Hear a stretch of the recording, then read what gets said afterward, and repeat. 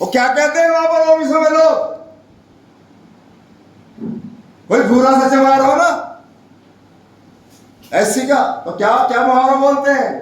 काला बामन भूरा चमार। और हम भी हंस कर टाल देते हैं कि जवाब नहीं है हमारे पास। अगर तुम जवाब दे देते तो वही हो जाता। तो मुहावरा क्या था? पंडित को हमेशा गरीबी लिखा जाता है, पर हम तो मुहावरा क्या था? गरीब ब्राह्मण विद्वान चमार।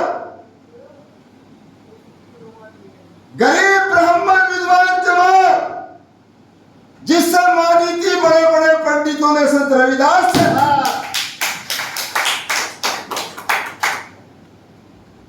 जिसको तुमने हराया वो तुम्हारा नारे उल्टा कर दिया। तुम्हारे मनोबल को डाउन करने के लिए इस तरह के बचपन में बता दिया।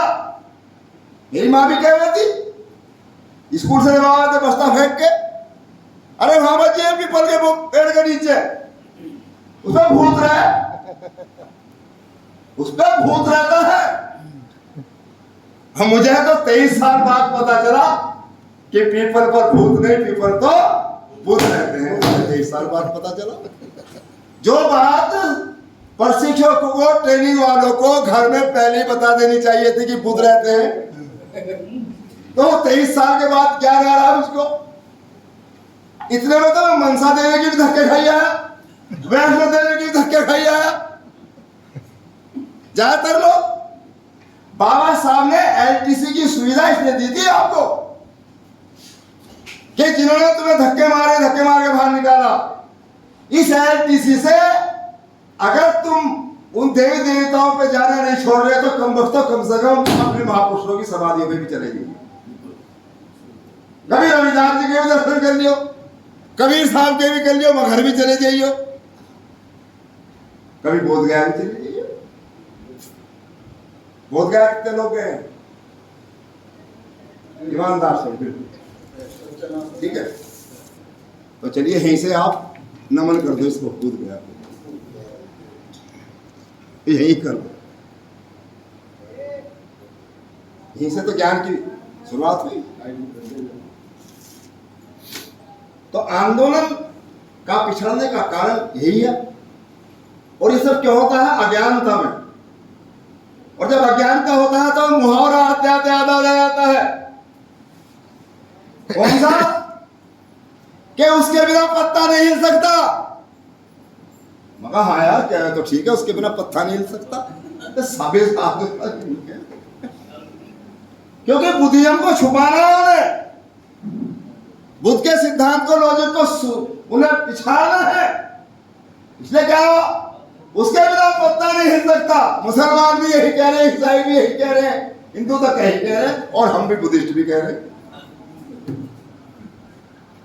नहीं, जब विज्ञान आ जाता है तो चीज खत्म हो जाएगी। जब बताता नहीं, आधी बात बताता है।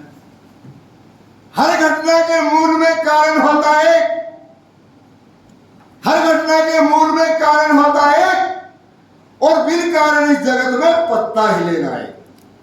जब कारण आ गया तो भगवान खुद अपने आप आ गए, विज्ञान अपने। ये सब चीज बताते हैं, साधु संत भी बता रहे हैं। वो बहुत अच्छी बात कहते हैं हिंदू साधु संत, ईश्वर सब जगह है, ईश्वर सब जगह है। वो तो बुद्ध की बात ही कह रहे हैं, बाबा साहब की बात ही कह रहे हैं। क्यों कह रहे हैं? जिन्होंने बुद्ध और उनका धब्बा पढ़ा हो तो जब एक लाइन पढ़ लेना। विज्ञान की भाषा में ईश्वर को कहते हैं ज्ञान अंधकार। बुद्ध और उनका धब्बा पढ़ लेना, कहीं किसी लाइन में लिखा है। ईश्वर को बताया है अंधकार, अंधेरा। और अंधेरा जब सब जगह है तो हमें क्या फैलाना है? उजाला। और उजाला कौन फैलाएगा? भगवान बुद्ध के अलावा कोई फैला नहीं सकता दुनिया के साथ। ये बुद्धिज्म 20वीं सदी की दो महान घटनाएं हैं देश के अंदर, और दोनों का ताल्लुक बाबा साहब से है। हम फक्र नहीं कर रहे अपनी चीजों पर। 20वीं सदी की दो महान घटनाएं हैं। कौन सी दोनों महान घटनाएं हैं? बाबा साहब का द्वारा दिया हुआ भारतीय संविधान और बाबा साहब द्वारा 14 अक्टूबर 1956 को ऐतिहासिक अशोक विजयदशमी पर नागपुर की पवित्र भूमि पर बौद्ध धर्म को दोबारा इन दोनों का संबंध हमसे है। वो संस्कृति का गौरव लौटाने का संबंध हमसे है। लेकिन अब हम खोए हुए हैं, जहाज चलते हैं, पीछे भगाने वाला होता जाता है। हम जा रहे भाषण दे रहे, पीछे बहुत से साधु संत आ रहे, बता रहे कि तुम्हारे घर में बड़ी धन दौलत आ जाएगी। अरे जिसकी वजह से धन दौलत आई, जहां तुम्हारा कोई लेना देना नहीं था, 32 तरह की बेगारी तुम्हारे ऊपर ला दी थी कंट्री के अंदर। मरे हुए ढोर उठाओ, उनकी लड़कियों को ससुराल पहुंचाओ, मरे हुए गाय भैंस उठाओ, उनकी लकड़ी फोड़ो, चौकीदारी करो और बदले में कुछ ना मिले। ऐसी लानत भरी जिंदगी जिस समाज की हो, उस महामानव डॉक्टर अम्बेडकर ने यहाँ की परिस्थितियों में अकेले ने बच्चों के बारे में नहीं सोचा, अपने परिवार के बारे में नहीं सोचा। हम बच्चे और परिवार के बारे में सोच रहे हैं। अकेले उस महामानव ने इस देश के अंदर जब आंदोलन शुरू करा था तो 1 नहीं 2 नहीं 30 करोड़ की आबादी में 8.5 करोड़ लोगों का जीवन बनाने का काम किया था बाबा साहब ने। 8.5 करोड़। कौन के 8.5 करोड़ लोग? हमारे पूर्वज SC ST या जो भी अधिकारों से वंचित लोग वो कंट्री में तो थे, लेकिन मांस के लोथड़े के समान थे। जीवित तो थे, अधिकार नहीं था कोई भी, ना ओढ़ने का, ना पहनने का, ना खाने का, ना पीने। 8.5 करोड़ की कोई गिनती नहीं थी। और भारत की भूमि पर किसी 33 करोड़ देवी देवता का ध्यान नहीं गया। 30 करोड़ की आबादी, 33 करोड़ देवता, एक एक के पीछे होने के बाद भी बच रहे, हो गया एक। लेकिन तुम्हारे तरफ किसी का ध्यान नहीं गया। और जिस महामानव का ध्यान गया, उसने सबसे पहले जब उसको भारत की देखने का मौका मिला, बाबा साहब से क्यों क्रोध है यहाँ का ब्राह्मणवाद मनुवाद? सामने तो कह रहा हम तो सबका इज्जत करें जी। उस महामानव ने बिना किसी खूनी क्रांति के इस देश के अंदर जो परिवर्तन किया है, ये घोषक के हैं उससे।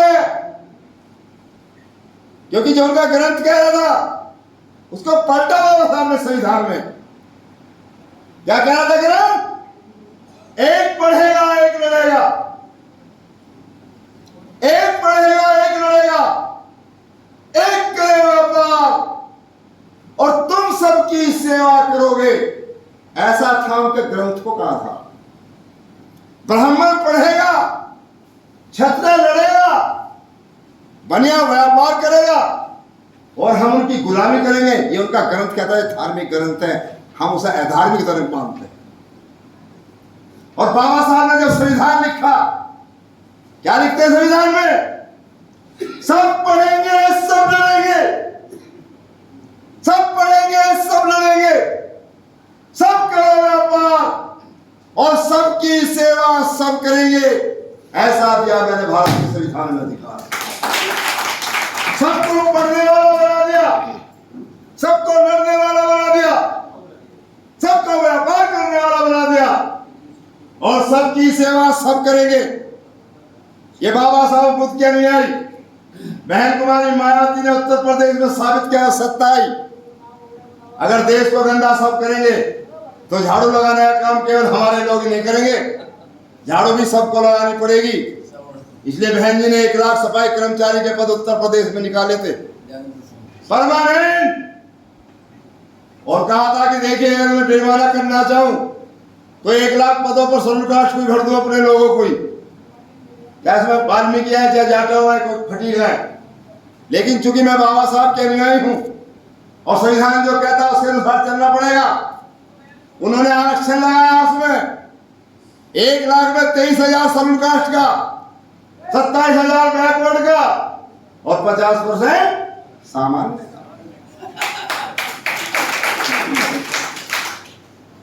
झाड़ू पकड़ाने के लिए कैसी तैयारी करी थी। बैकवर्ड भी अपने को बहुत ज्यादा मान रहा है ना।